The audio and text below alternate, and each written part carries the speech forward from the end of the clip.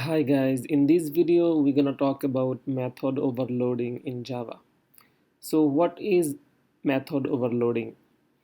Method overloading means creating a method using the same name but with a different parameter type. Okay, so again, method overloading means creating a method using the same name but with a different parameter type. Okay, so let's see in the example. So this is our student class and we have a method in here called m1 and it does not have any parameter. So this is an empty parameter. Okay, so method overloading means creating a method using the same name but with a different parameter. Okay, so let's do that.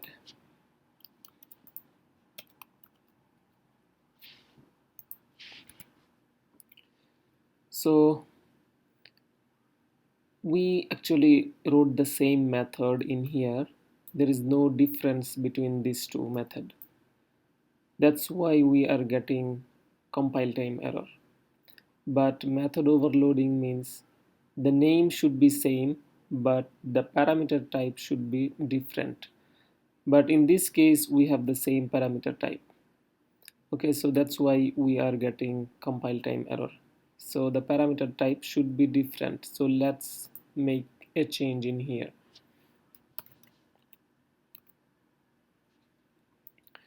Okay, so now the parameter type is different.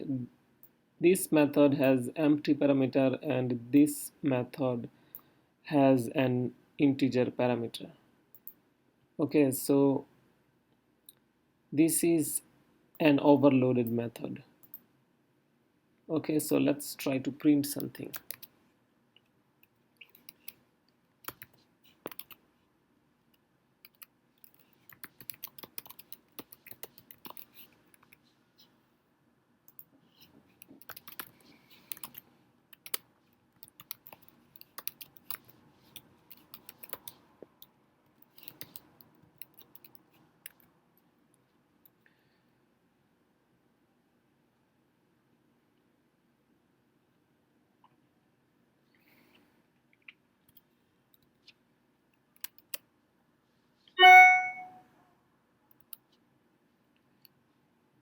Okay, so let's create an object for this student class and call these methods.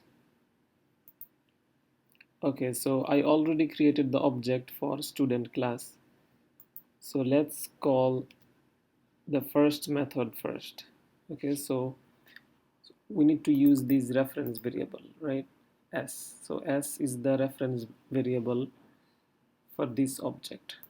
Okay, so S dot method m1, right? So now we should get the output. This is method 1. Okay, so let's run this.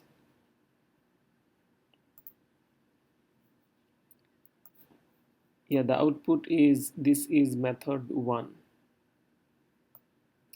Okay, now we're gonna call this second method. But the second method is asking for a parameter, which is an integer parameter, right? But the method name is the same. Okay, so in this case, we're just gonna pass an integer parameter in here. Let's pass 2. Okay, so at this time we should get the output. This is method 2 because we are passing the 2 in the argument. Okay, so let's run this and the output is this is method 2. Okay, so the conclusion is method overloading means creating a method using the same name but with a different parameter type.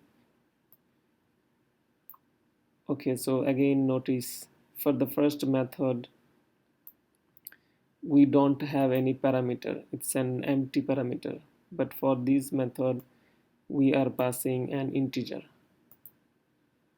Okay, so that's the different for these two method. So let's see the next point.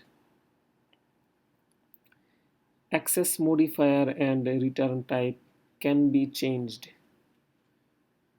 Okay, so in method overloading, access modifier and return type can be changed. Okay, so for this method we used public void, right? But the overloaded method, this time we are using the same thing, the same access modifier and return type. So let's try to change something in here. Let's make it as default. As you can see, there is no error. Okay, and let's make this method as a return type, like int, and we have to return something. So let's return x. Okay, so now let's run the program again. This time we should get the output only 2. Okay, because we are passing the 2 from here, right, and it is coming in here, and we are just returning this. Okay, so but this time we have to use the system dot out dot println.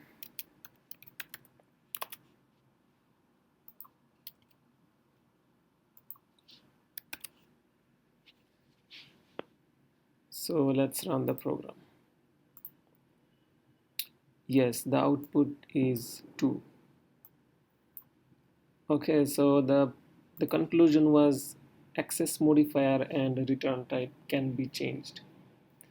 Like when we perform method overloading, we can change access modifier and return type as well.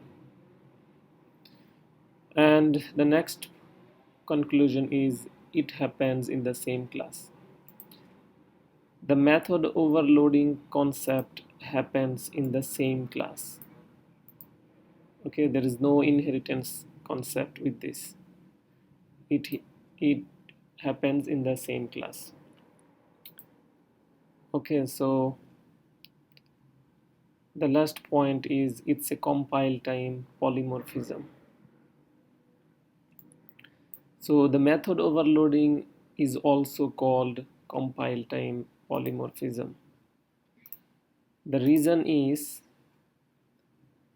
whenever we are trying to call the method by using the object reference, the compiler takes the decision that which method is gonna call in compile time. Like it does not wait for the runtime. Okay, at the time of compilation, the compiler decides that which method is gonna call.